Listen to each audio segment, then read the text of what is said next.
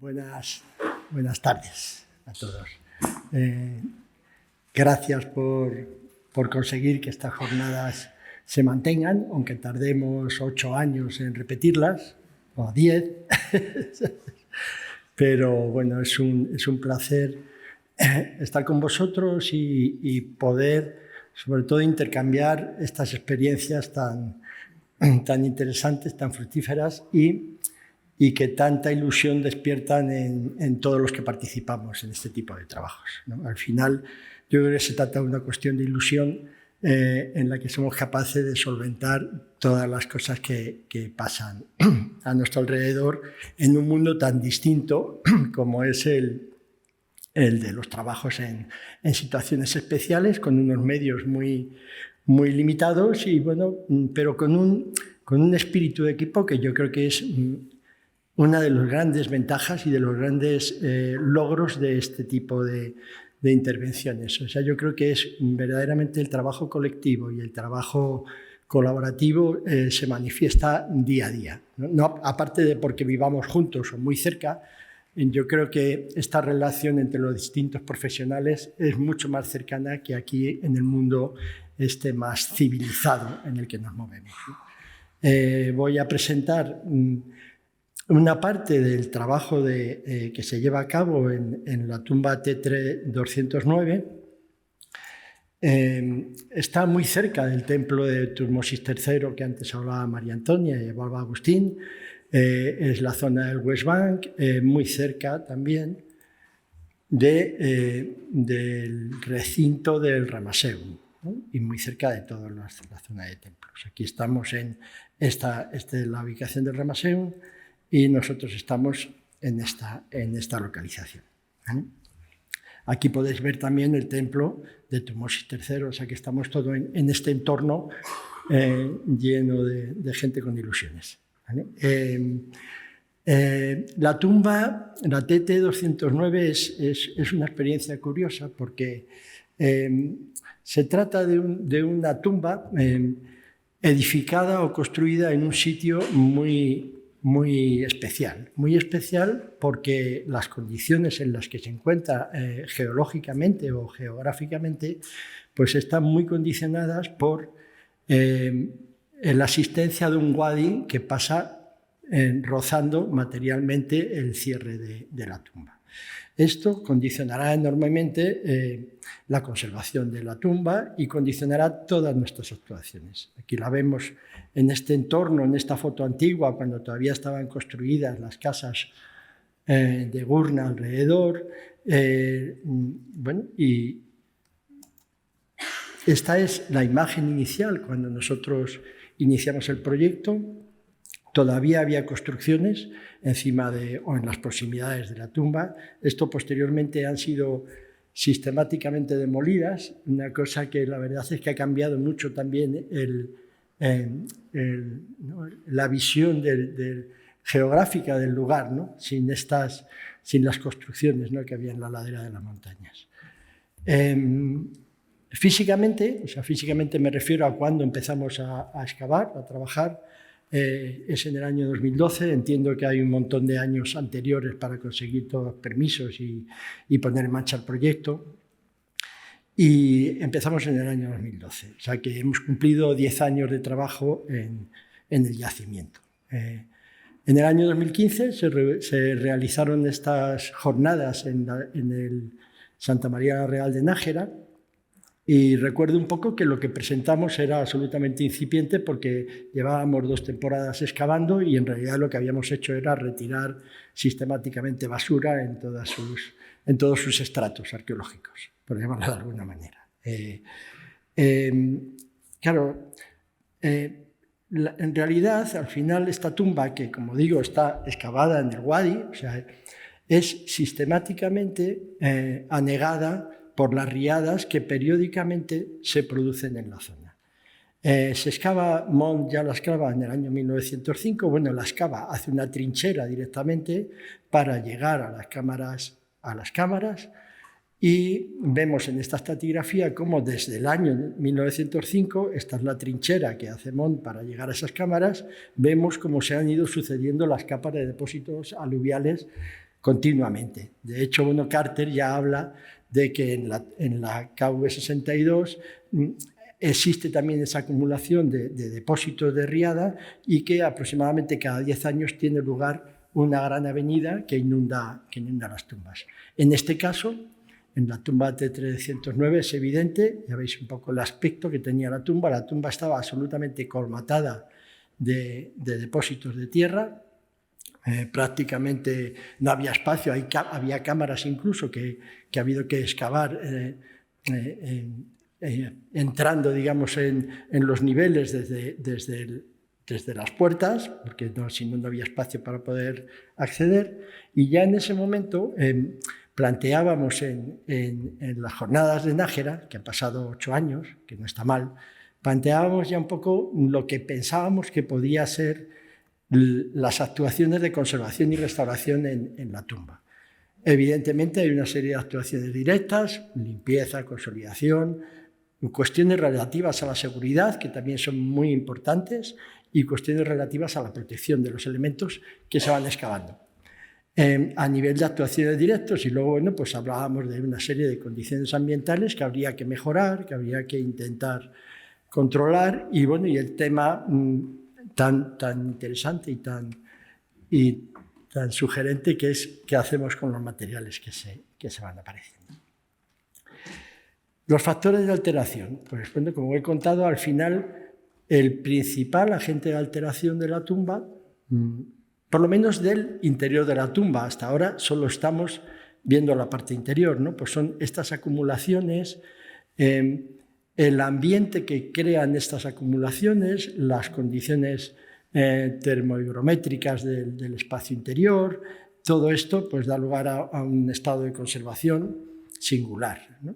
Ya veis un poco aquí cómo desde la cámara transversal, el acceso a la cámara de pilares, la puerta, la colmatación que tenía de materiales. Esto es un poco todo el proceso gráfico que seguimos en la restauración, en la conservación de los elementos. Es una tumba que yo creo que se inicia el proyecto con ganas epigráficas, pero al final la epigrafía ha quedado reducida, muy reducida. Al final es una tumba que, para suerte, por lo menos desde el punto de vista de la conservación, tiene muy pocos materiales, digamos, epigráficos y incluso en la excavación, pero bueno, presenta otras características muy singulares que hacen que el proyecto se mantenga. Entonces, bueno, aquí vemos un poco el proceso de reinterpretación que hacemos junto con los epigrafistas y con los arqueólogos de la decoración que podía tener esa puerta. Vemos el nivel que le falta, digamos, a esta sala de excavar y el tema de representación gráfica que vamos utilizando para acabar haciendo estas representaciones. A nivel de decoración, por lo menos sí que es verdad que los pocos restos que tienen nos han proporcionado a arqueólogos y epigrafistas pues el nombre del propietario de la tumba, ¿vale? De la poca decoración que tiene, pero se consigue establecer esa propiedad. Los factores antrópicos con respecto a las estructuras y a la conservación de las estructuras, pues si veis en la imagen de arriba, que no se aprecia ni siquiera la entrada al yacimiento, al final, cuando se empieza a excavar, lo que aparece es este hueco, que yo creo que es un hueco de expolio, que yo creo que es por el hueco también por el que entra Mon a excavar la tumba, y la puerta ni siquiera era visible. Entonces, bueno, al final las primeras campañas consisten en abrir este acceso y poder entrar en las cámaras. El problema estructural, pues ya veis un poco aquí cómo todo este frente de la fachada, pues al final está sustentado solamente por esta pequeña columna de piedra muy degradada. Entonces, bueno, nuestro primer trabajo, digamos, desde el punto de vista estructural de conservación es dar consistencia a todo este acceso principal. un trabajo singular, o sea, en el cual yo creo que la representación gráfica ayuda mucho a transmitir también las ideas que queremos trasladar a los trabajadores, porque si no es complicado expresar lo que queremos, ¿no? Entonces, bueno, aquí veis un poco cómo se ha colmatado, se ha cerrado este hueco de expolio y se abre la puerta con sus jambas decoradas y un poco con el proceso gráfico que seguimos para conseguir esta seguridad de la entrada.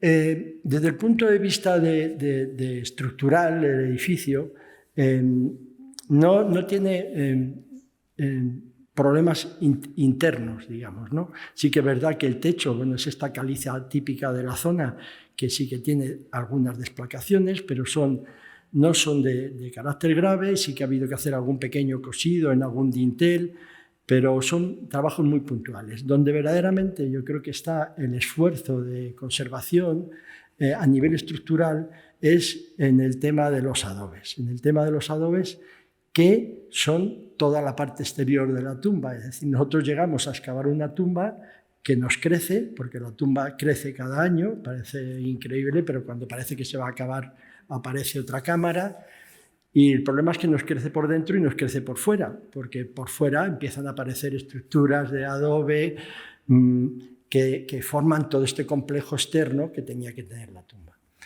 Bueno, pues el planteamiento es, desde la conservación, es un sufrimiento absoluto, porque cada vez que estás excavando en muros de adobe, ves que se están deshaciendo. Por mucho que los protejas, por mucho que hagas procedimientos para intentar que no sean afectados por el tránsito de la gente, al final ves que año a año eso va degradándose.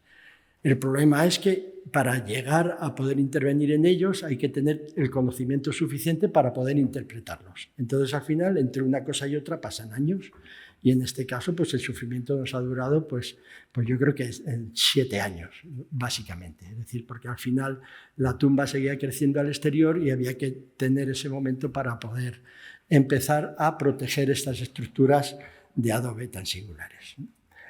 Los criterios son un poco los criterios normales. Intentamos llevar esta cabeza de funcionamiento de este lugar a Egipto, y bueno, yo creo que sí hay cosas que encajan, el sentido común encaja en todos sitios, ¿vale? Entonces, al final, mínima intervención, pues sí que parece, lo decía antes Agustín, al final son estructuras que en realidad lo que necesitan es ser protegidas en su cara superior, fundamentalmente, que es por donde está el deterioro. Entonces, bueno, pues eso dices, oye, mira, parece que encaja. La diferenciación entre las estructuras originales y añadidas, esto es un poco más complicado, porque al final estás utilizando el mismo material, estás utilizando cosas que al final, dentro de 40 años, ya yo creo que van a ser iguales. Entonces, bueno, es más difícil. Y luego, esa idea de vamos a mantener la disposición constructiva, que bueno, que esto también parece algo absolutamente lógico y necesario. El problema es que durante todo este periodo de tiempo, es decir, hasta el año 2021, que es cuando empiezan a poderse utilizar soluciones definitivas, se utilizan todo tipo de soluciones provisionales, ¿vale? Entonces, con material ligero, con material pesado, bueno, de todo. Recuerdo que una vez llevamos unas lonas, o era geotextil, que se lo acabaron comiendo las cabras, o sea que al final o sea, lo que pongas al final sabes que va a salir volando, que va a quedar hecho jirones, o sea, es muy complicado al final, y sobre todo que es quito y pongo continuamente, o sea, al final hay un periodo o sea, estamos poco tiempo allí, pero del poco tiempo que estamos hay una parte que es siempre quitando y volviendo a poner. Entonces, al final, el llegar a este punto en el que ya dejamos de tener que utilizar soluciones provisionales y pasábamos a poder implantar soluciones definitivas, pues era un momento estupendo. Aquí vemos un poco como la tumba, bueno, pues Montt en realidad lo que hace una trinchera por en medio de toda de la sala longitudinal y de la sala de pilares, y llega a estas cámaras, ¿no? Pero a nosotros nos crece la tumba hacia este lado, nos crece singularmente. ¿vale?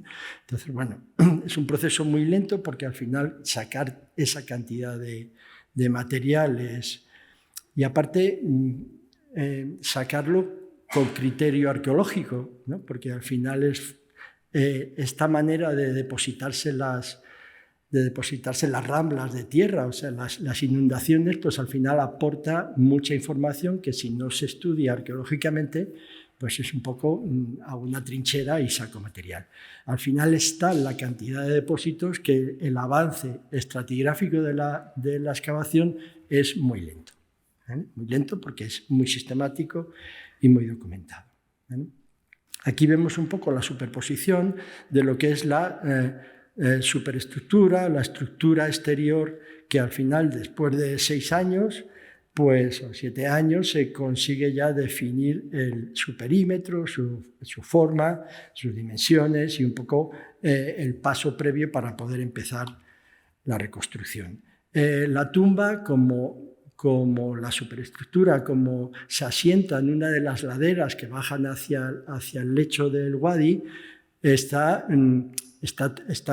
construida de forma escalonada. Entonces, el nivel inferior es el nivel del patio, hay un nivel superior, que es la primera terraza, y otro nivel superior, que es la segunda terraza. Todo esto, ya digo, que en una ladera del Wadi. Y, evidentemente, en el nivel del patio, pues la rambla o el Wadi pasa justo por delante de este cierre, que es el cierre de pilonos, digamos, y la entrada de agua se manifiesta claramente en la cantidad de riadas y de depósitos que hay justo en esta esquina de entrada, que es la vía de acceso del agua a la tumba.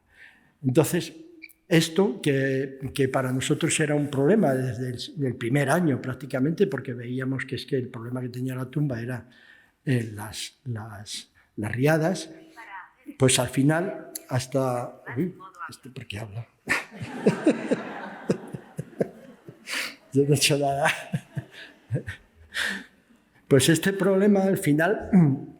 Llegar a resolverlo definitivamente ha costado muchos años de hacer todo tipo de parapetos, de construir con piedras, de construir pensando siempre que iba a llegar la gran riada y iba a volver a inundarnos otra vez el yacimiento, sobre todo por esta esquina. Bueno, aquí ya vemos un poco, esta es la visión hacia el oeste, con la gran montaña al fondo, y este es el camino del agua. En realidad, este es el curso del agua, ¿vale? Y esta es la esquina por la que sabíamos que antes o después entraría el agua. En estos 10 años no ha habido ninguna riada. También es cierto, yo creo que las cosas también, el clima entiendo que cambia, pero vamos, es algo normal que lo haya. Esta es la visión hacia el este, un poco por aquí vemos también. Este sería el camino del agua, y aquí estamos viendo ya estas estructuras de adobe que ya desde el primer año ya salieron con esta potencia en esta esquina, y bueno, y estas son las últimas que salieron. A partir de ahí, ya con la posibilidad de tomar decisiones y de empezar a planificar la acción de conservación, pues se deciden esta serie de condicionantes, ¿no? Al final se plantea realizar los adobes de dimensiones similares, pero se opta por hacerlos diferenciados en altura. O sea, también es verdad que los adobes no son todos exactamente iguales y que ellos consiguen absorber las diferencias con las grandes juntas que hacen para poder instalarlos. Entonces, bueno, pensamos que variando en altura, la altura de la pieza de adobe, pues conseguíamos también un criterio diferenciador, ¿vale? Para definir geométricamente la forma que tenía que tener, pues ya teníamos todos los datos obtenidos desde la excavación. Con eso podemos llegar a estimar unas cantidades de fabricación de adobes y programar su ejecución, porque claro, al final la construcción de los adobes tiene un tiempo, ¿vale? Y lo bueno que tiene es que el tiempo de secado allí es fácil y en cualquier época del año que lo hagas va a haber un buen secado, aunque siempre es mejor hacerlos en temporadas estivales, ¿no? Dejarlos preparados para cuando llega la campaña. El método constructivo, pues bueno, el estudio de las diferentes fábricas pues nos llega a definir la disposición casi individualmente en cada muro. O sea, yo creo que hay una ley o hay una manera de construir, pero luego hay situaciones en las cuales, bueno, ellos utilizan sus recursos de construcción como en cualquier construcción que se haga. Entonces, bueno, al final sí que es verdad que se van disponiendo hiladas a soga y a tizón, pero también es verdad que hay otras que están dispuestas a sardinel. Entonces, un poco la combinación y el intentar mantener esa disposición y esa ley de construcción es lo que se intenta individualmente en cada uno de los muros. Fundamental, o sea, estos muros, la potencia que tenemos, el más alto debe tener 60 centímetros, 70 centímetros, y necesitábamos saber si eran muros con las caras paralelas o si son muros ataluzados, o sea, como pueden ser los muros de los pilonos, ¿no? Entonces ahí también, bueno, pues con los pocos datos que teníamos, con las fuentes bibliográficas, pues podemos definir también si son a Yamil o a Misán. Esto es una cosa permanente con el albañil, siempre estábamos combatiendo cómo era, si era de una manera o de otra, ¿no? Luego, pues bueno, todo este tema de la manera de trabar los muros, si las fábricas están trabadas o no, la construcción occidental o la construcción a la que estamos acostumbrados, siempre hacemos lo posible porque las fábricas traben, porque el ladrillo viene por uno y viene el otro y entonces hacemos la esquina. Aquí no es así, ¿vale? Entonces, no necesitan hacer ese tipo de traba. O sea, ellos son muros ciclópeos que en realidad funcionan por la masa que tienen, por el tamaño que tienen. Sí que es verdad que todas las palabras que se utilizan en castellano y que definen pues esto, las adarajas o los enjarjes y demás, pues son todo palabras que allí también se utilizan y es como nos entendemos. Es curioso porque la palabra adobe tiene un origen egipcio, ¿vale? Parece ser que luego pasa al copto, ¿vale? Y luego se pasa al árabe y del árabe la adoptamos. Y este es un poco el desarrollo de la misma palabra, ¿no? Al final, bueno, pues es un material, ya lo decía Agustín antes, o sea, esto de la construcción sostenible, sostenida y ecológica, ¿no? Al final es un material que lo tenemos siempre, ¿vale? Y que se utiliza a lo largo de toda la historia. Sí que es verdad que al final yo creo que desde el punto de vista occidental, o como queramos llamarlo, parece que la piedra es lo que construye. También nos han contado que utilizan solo la arquitectura dintelada y cuando ves la bóveda del Ramaseun te quedas un poco colapsado. Entonces al final, pues bueno, esto es un poco lo mismo. El adobe es el material pobre, ¿no? Es muy fácil obtenerlo de las orillas del río y, bueno, y las dimensiones pues oscilan en estos tamaños, ¿no? Esto ya lo contó Agustín, un poco este friso, ¿no? Con este proceso que es el mismo, o sea, es exactamente el mismo, es singular. Y lo que pasa que es singular y al mismo tiempo nos hace irnos muy atrás en el pasado y olvidarnos de lo que somos, ¿no? Porque yo recuerdo de chico a la gente haciendo adobes en el pueblo y a la gente preparando la masa para hacer los tejados con la capa de barro. Y es lo mismo, exactamente lo mismo que están haciendo aquí esta gente. O sea que tampoco, yo creo que nos hemos olvidado de técnicas que ahora estamos intentando reproducir o estamos intentando retomar con el carácter, ¿no?, de modernidad, cuando en realidad son técnicas que se han estado utilizando hasta hace muy poco tiempo. Lo que pasa es que olvidamos muy rápido, tenemos esa capacidad. Aparte es que es un material, o sea, el barro y el adobe es un material que yo creo que tiene todas las ventajas a nivel estético, a nivel, ¿no?, del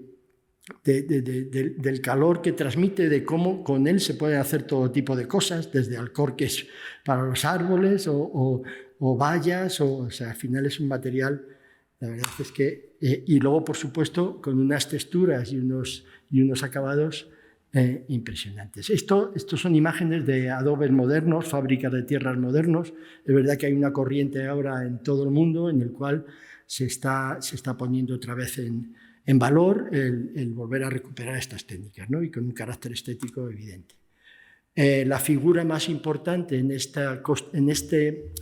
el mundo moderno de la arquitectura egipcia es el arquitecto Hassan Fathy, que es un personaje muy singular porque empieza a defender, cuando el movimiento moderno está en auge, empieza a defender la arquitectura vernácula, la arquitectura con materiales del lugar, y es un hombre muy singular y que construye y diseña y planifica el New Gurna, que es todo el barrio, digamos, donde iban a asentarse todas estas viviendas que hay por la necrópolis, construyeron esta ciudad para asentarse allí.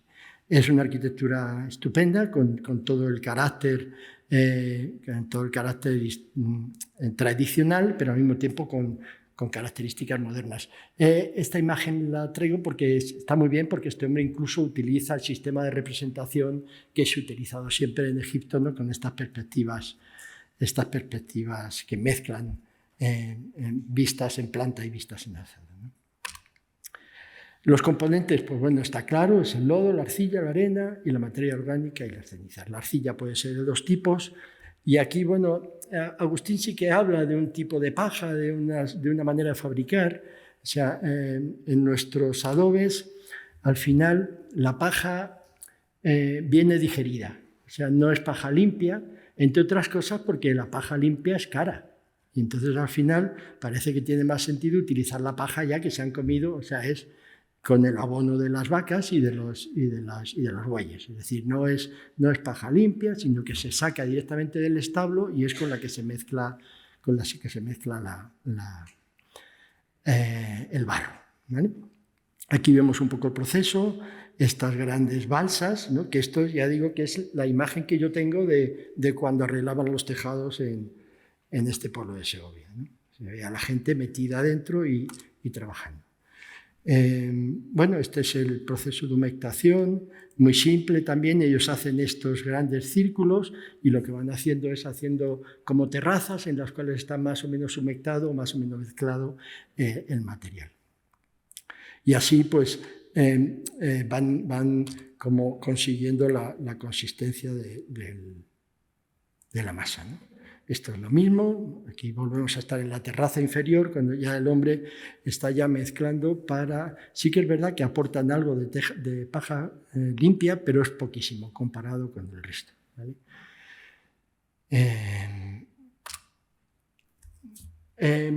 Ahí estábamos fabricando la masa y aquí estamos ya con el tema de las herramientas para fabricar los adobes. Nada, son unas cajas muy simples, que construimos directamente con el sello que ponemos en todos los adobes de la Universidad de La Laguna, ¿no? Porque al final, bueno, es una manera también de diferenciar y de caracterizar, ¿no? Lo que nosotros estamos haciendo. Y ya tenemos el proceso de cuando la masa se introduce en la adobera, y bueno, es que es simplemente un movimiento bastante enérgico para que entre, y ya está, nada más, y poco más, alisa y saca la adobera, ¿no? No tiene más, ¿vale? Este es el proceso, o sea que al final una persona al cabo del día pues fabrica adobes, ¿no? Aquí los tenemos ya secando. Una vez que están secos, es decir, hay que darles varias vueltas, ¿vale? Una vez que están secos, van montando ya estas grandes mastabas de adobes y de allí se van trasladando, ¿vale? al yacimiento. Esto se hace también a la orilla del yacimiento, ¿vale? Sí que es verdad que hay que darles varias vueltas para que vayan secando uniformemente por todas las caras. Puesta en obra de los adobes. Al final las herramientas del albañil pues son 4 herramientas. Es este cordel, ¿no? Con 2 puntas, ¿vale? Un nivel y una azuela, básicamente, ¿vale?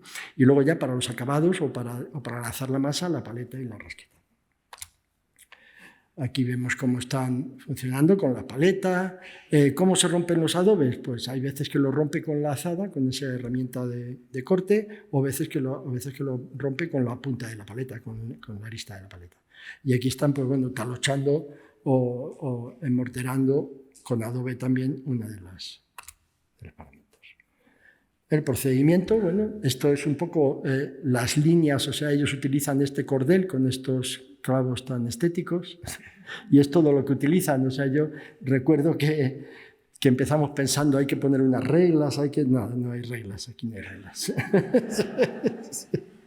Aquí se hace todo con una cuerda y 2 clavos, que es mucho más fácil. Y como decía Agustín antes, al final con una rectitud que dices, madre mía, qué facilidad. Bueno, este es el proceso de reconstrucción que se sigue. Al final empezamos a reconstruir por la parte más vulnerable, que es esta esquina oeste, por la que teníamos más prisa por cerrar cuanto antes, ¿vale? Y bueno, vamos siguiendo, pues, digamos, este orden y ya vamos cerrando todos los patios. El proceso yo creo que ha durado 4 años, entre unas cosas y otras. Esta es un poco esta esquina por la que empezamos. ¿Qué es lo que pasa cuando protegemos los adobes? Que dejamos de verlos y nos da una tristeza horrible. Pero al final, por otro lado, dicen, bueno, es que tiene que ser así, no hay otra manera. ¿Vale? Y en nuestro caso, además, que tenemos muy poca potencia de muros, pues al final prácticamente queda oculta casi toda la fábrica. ¿Vale? Aquí ya veis un poco los esquemas que hacíamos para entendernos con ellos, también de cómo queríamos hacer, y aquí están las reglas, ¿veis? Aquí. El muro ya realizado, ¿vale? Un poco, pues bueno, aquí este tipo de uniones, esto es cuando hablábamos de los enjarjados o no enjarjados o de tal, pues al final, viendo también fuentes bibliográficas, pues también, bueno, pues es la manera de tomar decisiones también, evidentemente, aparte de los datos físicos que tengamos, ¿no? Aquí está esta fábrica reconstruida. En algún caso ha habido que hacer alguna base, más que nada para recuperar, no tanto con la idea de cimentar, porque no existe cimentación, sino un poco para recuperar el nivel que estaba muy perdido en esa zona. Bueno, un poco todo el proceso, cómo va avanzando y la construcción es muy sencilla, es muy rápida a la manera egipcia y que es rápida, tampoco, ¿no? Sí, además son habilísimos para hacer estas cosas. Este es, digamos, uno de los fragmentos con más potencia que teníamos, muy singular porque se corresponde con con el pilono de entrada al recinto, ¿no? Muy singular porque al final de esto es de las cosas que han salido en las últimas campañas, o sea que no, porque claro, como nos ha ido creciendo hacia afuera, pues también esto ha sido de lo último, ¿no? Singular porque además nos está marcando justo el acceso de la tumba, con lo cual nos está dando unas dimensiones muy importantes para poder completar el otro lado, que también hay restos. Y aquí un poco veis ya, perdón, a ver, sí, aquí estábamos, bueno, un poco ya con todo, ¿veis el resto aquí? Este es el resto que queda, ¿no? Y la jamba de piedra, que evidentemente los elementos son más nobles, pues son realizados en piedra. Todo el pilono en la orientación, en la reconstrucción, y aquí, bueno, pues todo este proceso de las mallas intermedias para separar las actuaciones, ¿vale? Sí. Y gracias.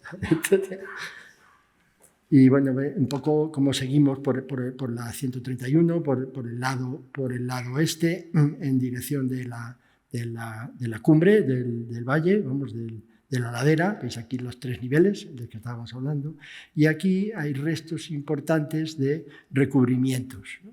Y aquí seguimos utilizando técnicas provisionales. Lo que hemos hecho ha sido construir este mundo de adobes adosado a la fábrica para intentar que se conserven esos restos de enlucidos, ¿no? Exteriores, porque aquí todavía se sigue excavando, en esta zona todavía se sigue excavando.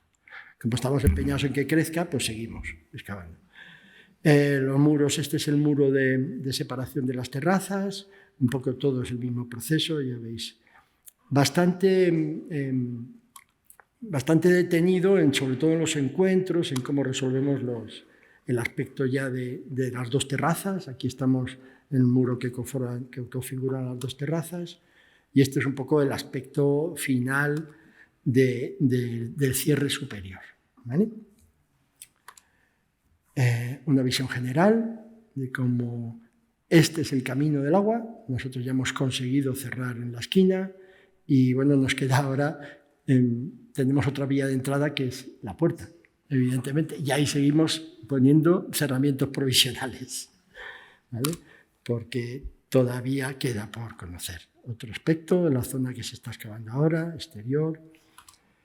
Y bueno, los acabados superficiales que hablaba antes, ¿vale? Enlucidos. Y luego hay una cosa curiosa, ¿no? Que es cómo los adobes nos pueden dar pistas muy interesantes de técnicas y de conocimiento arqueológico. Es igual que nosotros se nos ha quedado pegada una chapa, en la fabricación a ellos también se les quedaban muchas cosas pegadas. Con lo cual, al final, el adobe es también un elemento fundamental a la hora de poder determinar condiciones, características y demás. El aspecto inicial, un poco para acabar, cómo estaba cuando llegamos, cómo empezamos a excavar, cómo empiezan a aparecer el hueco de... Paulatinamente, aquí estamos todavía en un entorno próximo y ahora es cuando va creciendo hacia el exterior y nos vamos ya al entorno posterior, que es ya el estado actual, ¿vale? Y nuevas posibilidades y nuevos planteamientos, porque cuando se está excavando el pilón en la parte exterior, pues aparecen una serie de piezas curiosas, ¿no? Una pieza de arenisca y una pieza de caliza, que evidentemente se corresponden con la titulatura, con el personaje y la inscripción hace referencia al titular de la tumba. Son los dos elementos característicos que conformarían el acceso al patio, ¿no? Y bueno, una hipótesis de reconstrucción de los pilonos, ¿no? ¿Con esto qué hacemos? Pues aprender. Y aprendemos y lo intentamos aplicar a otros trabajos que hacemos. O sea, este es un trabajo que hemos hecho en el yacimiento de Camín Real, en La Caridad, en Camín Real, que existían muros, o sea, es un yacimiento romano que se crea y se destruye en muy poco tiempo y con construcciones en adobe. Entonces aquí pues intentamos reproducir un poco la técnica que hemos aprendido en Egipto y que nos parece que es una técnica estupenda para poder conservar las fábricas, que es emplear el mismo material. Hemos construido adobes, sí que es verdad que no tenemos las condiciones ni el conocimiento que tienen allí, y entonces bueno, hemos hecho adobes con tierra estabilizada, en realidad es adobe, es barro, pero con una adición de cal que asegura el funcionamiento. También es verdad que en la temporada del año en el que se hizo es importante, no era el verano y era más complicado conseguir el secado de las piezas, pero bueno, está hecho y está funcionando. Pues gracias a todos, a los sponsors y sobre todo a vosotros.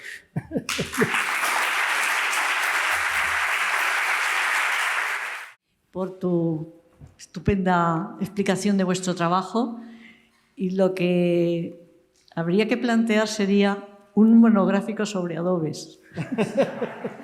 Porque es un tema y un material muy interesante y lo que tú dices, que se aprende muchísimo de verlos allí y efectivamente, ¿por qué no traerlos aquí? Si al fin y al cabo ha sido el mármol castellano toda la vida, ¿no? Entonces, a mí lo que me llama la atención es que cómo va cambiando el paisaje, sobre todo de esta zona de la parte oeste de Luxor y la zona de Necrópolis, la zona de la muerte, ya no solamente con las reconstrucciones que se están haciendo de las tumbas o lo que nos has presentado, sino también de los templos. O sea, ya empezaron los de Seti primero, hace muchos años, y cómo es una técnica fácil, asumible y que se puede adaptar a múltiples arquitecturas, ¿no? Sobre todo me parece también buena idea lo de poner las marcas, sea de la universidad o del proyecto, porque efectivamente al cabo de unos años ese aspecto va a ser general, porque el tiempo pasa y todo toma el mismo aspecto, pero que quede una señal de que son nuevos, de que no tiene nada que ver con el mundo faraónico, ¿no? Aunque se haya tomado esa tradición.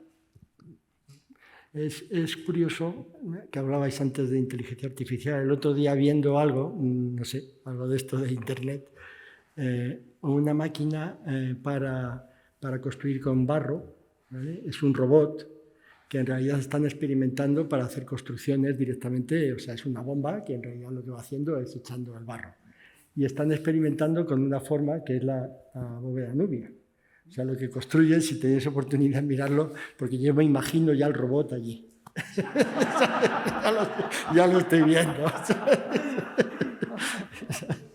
Es curioso, ¿no? Al final es que es un material, o sea, a mí me parece que es un material que lo hemos olvidado porque el cemento tira mucho y es un negocio magnífico, ¿vale?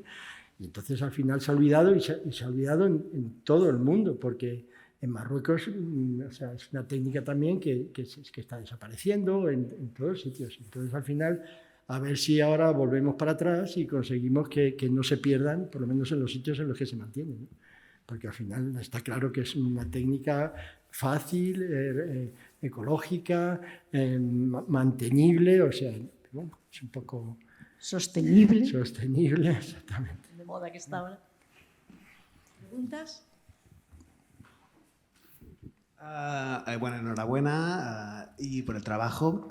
Yo quería preguntar, y también a Agustín, no sé si está por ahí también, enhorabuena, pero hay una cosa que claro, aquí hay un debate cuando hablamos de la reconstrucción, de la restauración en adobe.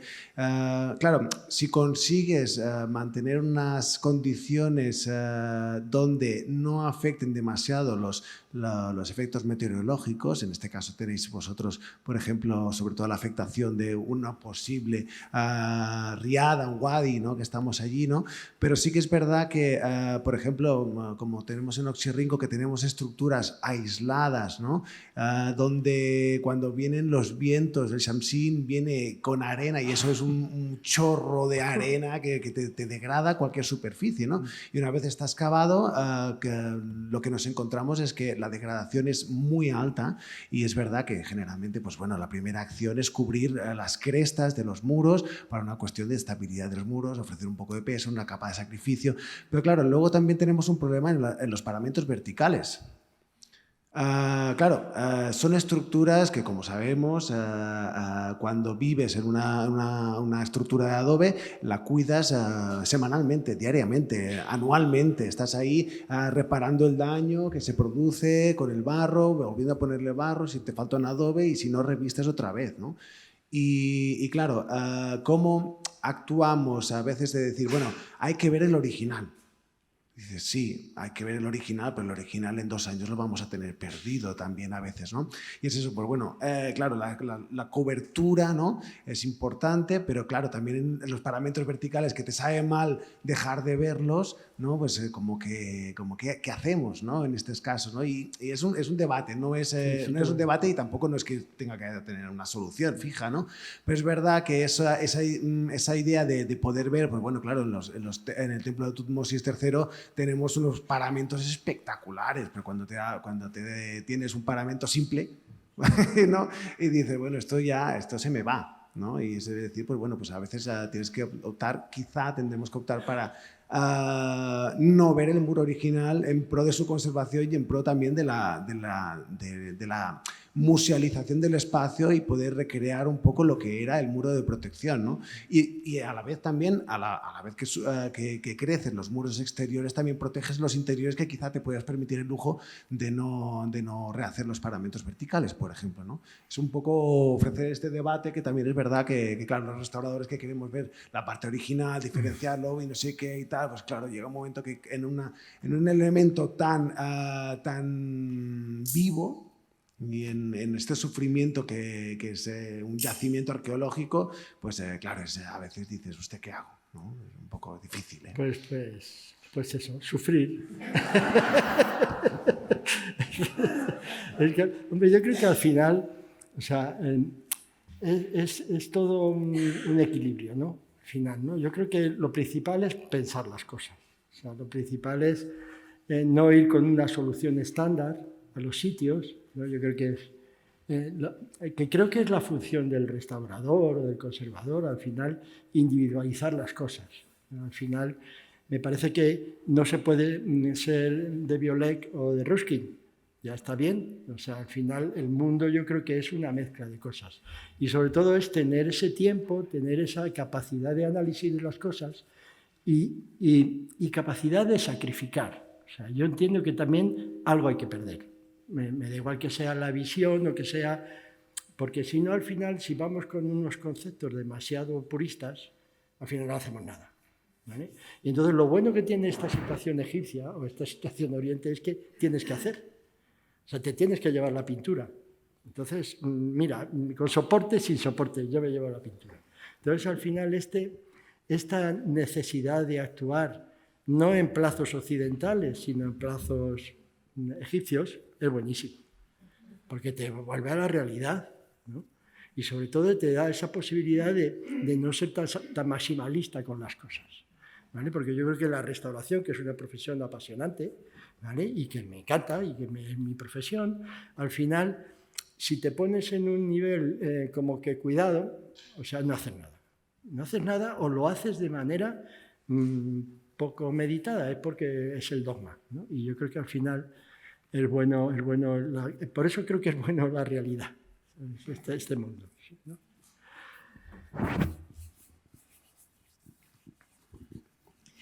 Muchas gracias a todos los que nos enseñáis tantísimas cosas. Yo soy de Historia del Arte, con lo cual dependo mucho de vosotros, pero no tengo vuestros conocimientos. Entonces pregunto, porque tal y donde está situada esa tumba es un sitio de honor. Quiero decir, está al lado de los templos de millones de años y tal. ¿Sabemos a quién pertenece? Sí, hay una titulatura. Sí, estaba escrita le pusieron un nombre, Mon le pone un nombre porque aparece una estela que luego no ha aparecido, no ha vuelto a aparecer. Le pone un nombre, pero en realidad se equivoca y en realidad lo que está diciendo es el título que tenía ese señor. O sea, dice que es Serhan Regit, no sé si lo pronuncio bien, pero en realidad eso es un título. Entonces, ahora sí, con la última excavación, pues sí se ha conseguido ya ponerle nombre. O sea, el propietario Nisenro, por ahora es Nisenro, ¿vale? El propietario parece ser que Nubio, entonces, bueno, pues son las tumbas de los nobles, entonces al final es un noble, evidentemente. Nosotros pensábamos que iba a ser menos noble, pero no es que...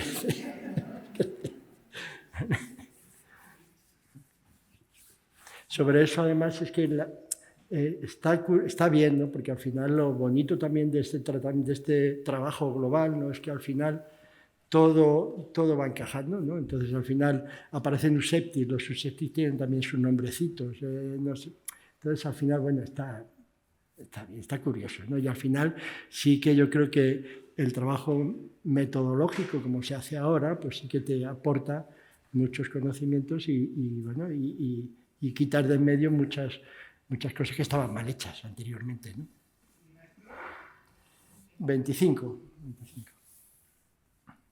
Eso queremos.